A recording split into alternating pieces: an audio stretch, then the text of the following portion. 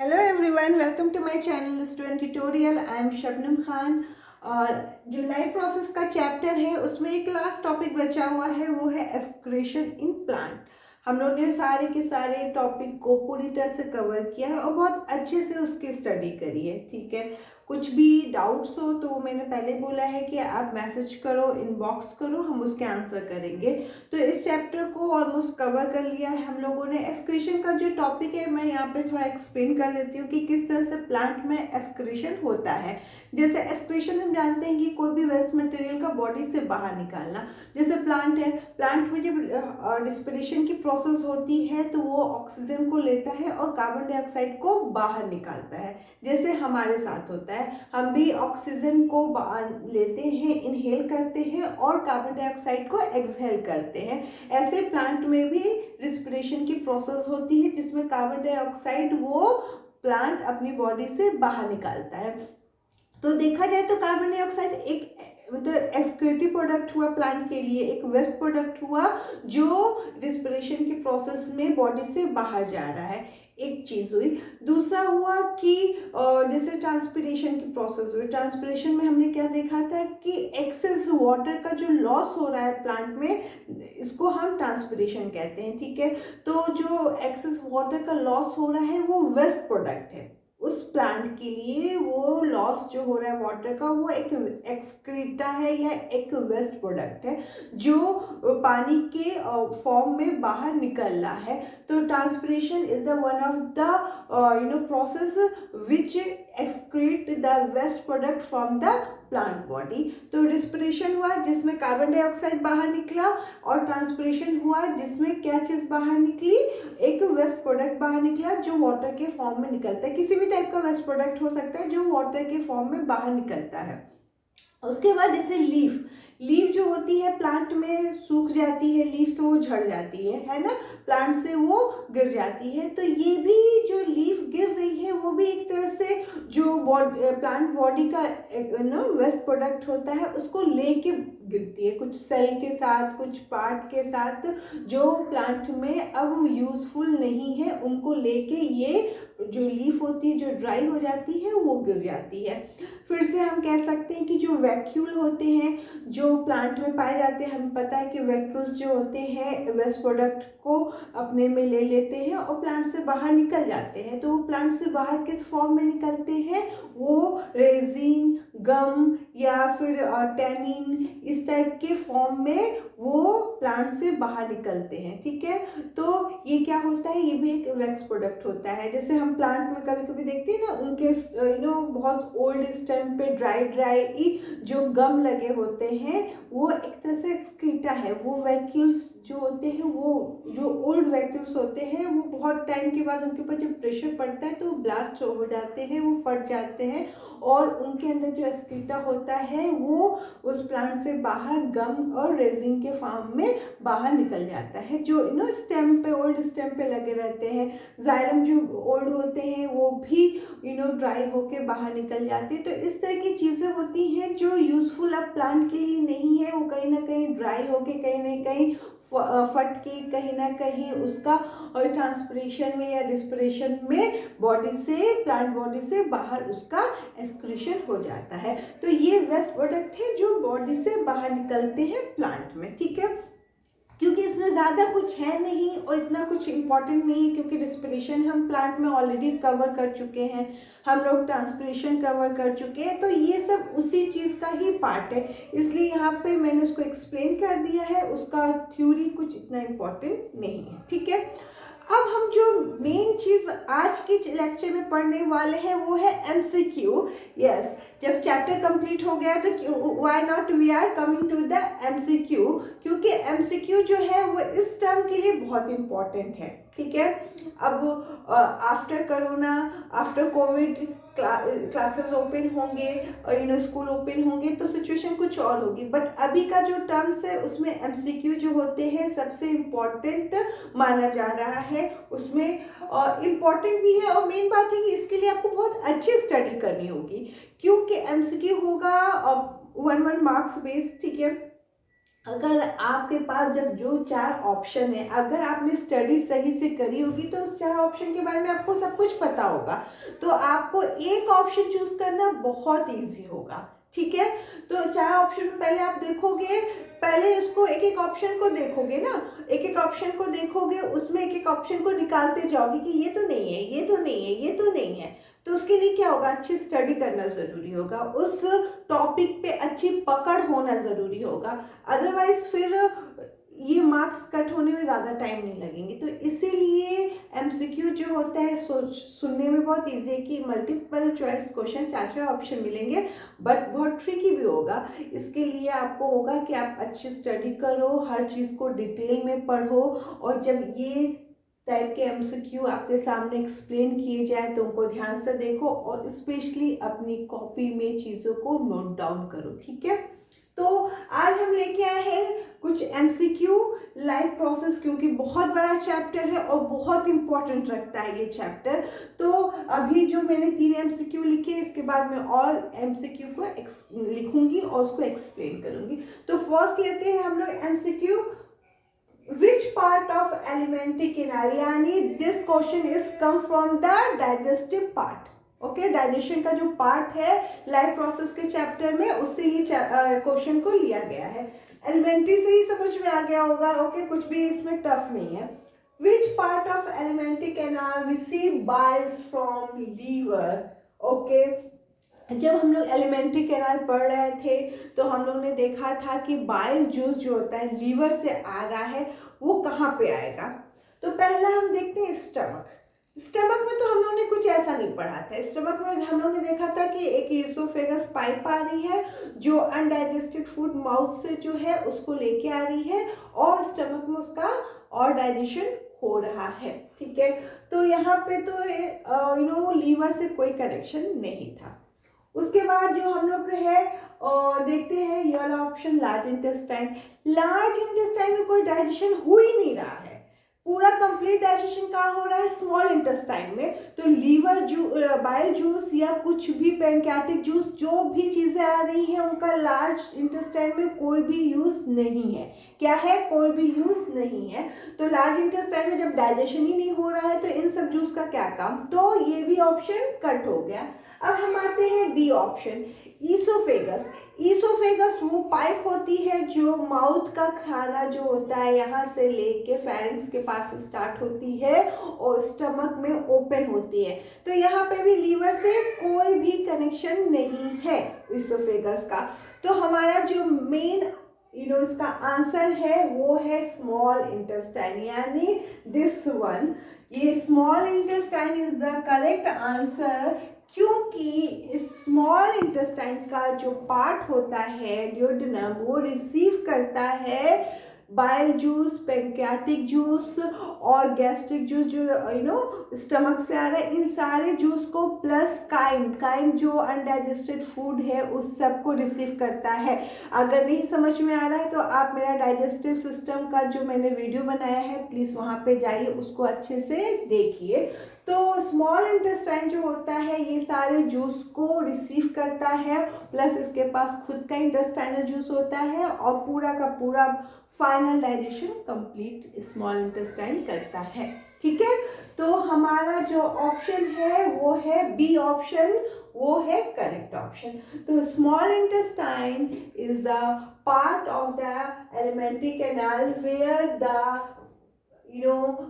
they receive the bile juice from the liver. Okay, समझ में आया। नेक्स्ट हमारा क्वेश्चन है, a few drops of iodine solution were added to a water. The solution turned blue black in color. This indicate that rice water contain, क्या contain करता है rice water। तो rice में हम लोग ने सुना है ना कार्बोहाइड्रेट, स्टार्च सुना है ना, वो जो राइस वाटर को जो हम माड़ कहते हैं, जो हम राइस वाटर, राइस बनने के बाद जो एक्स्ट्रा वाटर है उसको अलग रखते हैं, उसको बहुत अच्छा होता है, वो पेट के लिए माना जाता है। उस माड़ को में जो सबसे ज़्यादा क्वांटिटी में चीज़ें होती हैं वो क्या होता है, कार्बोहाइड्रेट, स्टार्च होता है। वो कौन क्या होता है, वो स्टार्च होता है, क्योंकि जैसे आलू हो गया और राइस हो गया, ये सब में स्टार्च जो होता है वो बहुत ज़्यादा क्वांटिटी में प्रेजेंट होता है। तो हमारा जो ऑप्शन है स्टार्च वो करेक्ट ऑप्शन है, क्योंकि प्रोटीन नहीं होता है राइस में, प्रोटीन फैट ये सारी चीज़ें नहीं पाई जाती, उसमें क्या पाया जाता है, स्टार्च पाया जाता है। जो वाटर राइस का बनने के बाद निकलता है, जिसको माड़ में बता रही हूँ, वो स्टार्च से फुल्ली स्टार्च का होता है। तो जब उसमें आयोडीन सोल्यूशन हम डालते हैं, ये एक एक्टिविटी बेस्ड क्वेश्चन है, ठीक है, ये क्या है, एक एक्टिविटी बेस्ड क्वेश्चन है। तो वो पानी जो होता है ब्लू और ब्लैक हो जाता है, क्योंकि उसमें क्या प्रेजेंट होता है, स्टार्च प्रेजेंट होता है। स्टार्च क्या है, कार्बोहाइड्रेट है, ग्लूकोज है। ये जब ढेर सारे बॉन्ड में बन जाते हैं तो वो एक स्टार्च मॉलिक्यूल्स, एक बिग मॉलिक्यूल्स होता है, उसका फॉर्म ले लेता है, ठीक है। थर्ड क्वेश्चन है, in which part of the alimentary canal food is finally digestion. किस एलिमेंट्री कैनाल के पार्ट में फूड का फुल्ली डाइजेशन होता है। मैंने जब ये वाला क्वेश्चन जब मैंने एक्सप्लेन किया था तो वहीं पे चीज़ें बता दी थी कि क्या होता है।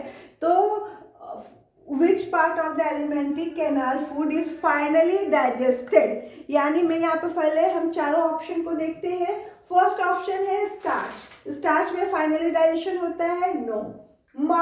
माउथ जो होता है वहाँ पे डाइजेशन तो शुरू होता है बट फाइनल डाइजेशन नहीं होता है। हमारा मुंह में ही फाइनल डाइजेशन हो जाए तो और कोई पार्ट का कोई यूज ही नहीं है ना। बट क्योंकि हमारा डाइजेशन माउथ में फुल्ली नहीं हो सकता, और भी तो पार्ट है ना भाई हमारे डाइजेस्टिव सिस्टम में, तो वहाँ पे फुल्ली डाइजेशन आगे चल के होगा। तो स्टमक में भी फुल्ली डाइजेशन नहीं होता है। लार्ज इंटेस्टाइन में तो डाइजेशन होता ही नहीं है, क्योंकि वहाँ पे क्या होते हैं, अब चीज़ें जो बची कुछ होती है वो वहाँ पे जाती है एक्सक्रीटा बनकर बाहर निकलने के लिए, ठीक है। तो हमारा लास्ट ऑप्शन बचा है वो है small intestine. Small intestine is the part of alimentary canal where the fully digestion of food is taking place, ठीक है। तो फुल्ली डाइजेशन कहाँ हो रहा है, हमारे स्मॉल इंटेस्टाइन में हो रहा है, क्योंकि यहाँ पे मैंने बताया ना कि स्मॉल इंटेस्टाइन के पास इंटेस्टाइनल जूस होता है, वो बाइल जूस रिसीव करता है, लीवर से पैंक्रियाटिक जूस रिसीव करता है, पैंक्रियास से गैस्ट्रिक जूस रिसीव करता है, स्टमक से और काइम यानी अनडाइजेस्टेड फूड को रिसीव करता है और सबका फुल्ली डाइजेशन करता है। तो हमारा थर्ड क्वेश्चन का आंसर क्या हो गया, स्मॉल इंटेस्टाइन हमारे थर्ड क्वेश्चन का ऑप्शन हो गया, ठीक है। तो ये हमारे 3 क्वेश्चन के एमसीक्यू हो गए। आगे हम और एमसीक्यू को सॉल्व करेंगे। अब हम आए हैं कुछ और एमसीक्यू को लेके, ठीक है।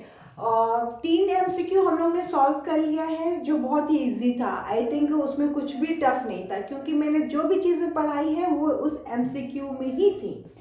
अब हम आते हैं 4th एमसीक्यू को लेते हैं। One of the following does not have a nucleus, this one is, यानी यहाँ पे बात हो रही है, 4 ऑप्शन है, red blood cell, white blood cell, guard cell and epidermal cell. तो इन सारे सेल में किसमें न्यूक्लियस प्रेजेंट नहीं होता है, ठीक है।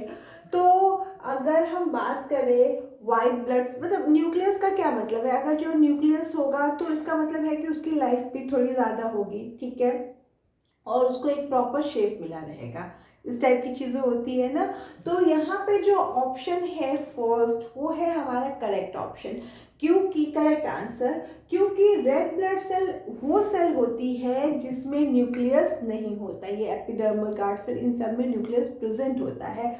वाइट ब्लड सेल में भी न्यूक्लियस पाया जाता है, बट रेड ब्लड सेल में न्यूक्लियस अब्सेंट होता है। क्यों इसमें अब्सेंट होता है, इसी वजह से क्या कहते हैं, इसकी जो लाइफ होती है वो बहुत शॉर्ट होती है। अगर इसमें न्यूक्लियस होता है तो इसकी लाइफ थोड़ी लॉन्ग होती, बट न्यूक्लियस के अब्सेंस में इसकी लाइफ रेड ब्लड सेल की बहुत ही शॉर्ट होती है। अच्छा, क्वेश्चन आंसर जो आएगा ए बी सी के फॉर्म में आएगा, आपको राउंड राउंड दिया रहेगा, उसमें आपको ब्लैक करना होगा। तो देखिएगा कि अगर क्वेश्चन नंबर 4th है तो उसका अगर ए ऑप्शन सही है तो आपको ए ऑप्शन का ही ब्लैक करना है, ये नहीं कि आप उसमें आपको थोड़ा ध्यान देना, बहुत केयरफुली चीज़ों को करना होगा। ये नहीं कि आप किसी का भी राउंड, बी का भी राउंड करके आगे सी का किसी का भी, उसका देखिएगा कि ए के नीचे वाला ही आप फोर्थ क्वेश्चन का राउंड कर रहे हैं कि नहीं। अगर जो करेक्ट ऑप्शन आप पकड़ लिए हैं उसी को राउंड कर रहे हैं कि नहीं, ठीक है। क्योंकि अच्छा, फिफ्थ क्वेश्चन देखते हैं। Which of the following carries substance upward as well as downward in a plant, ठीक है।